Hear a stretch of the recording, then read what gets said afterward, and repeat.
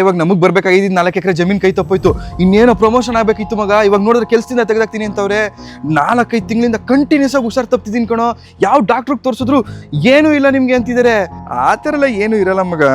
ಸುಮ್ಮನೆ ನೀನು ಟೆನ್ಷನ್ ತಗೋತಿದ್ದೆ ಕಣೋ. ರಾತ್ರಿ ನಿದ್ದೆನೆ ಬರಲ್ಲ ಮಗ.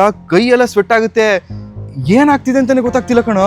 ಹೋಗ್ಲಿ, ಎಲ್ಲಾದ್ರೂ ಊಟ ಮಾಡೋದು, ಯಾರ ಮನೆ ಎಲ್ಲಾದ್ರೂ ತಿಂಡಿ ಮಾಡೋದು, ಅಥವಾ ಎಲ್ಲಾದ್ರೂ ಹೊರಗಡೆ ಹೋಗಿದ್ಯಾ?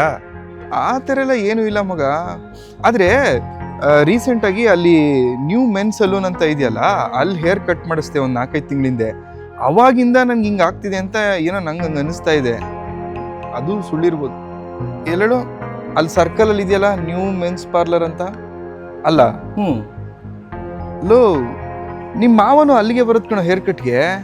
ನಮ್ಮ ಮಾವನ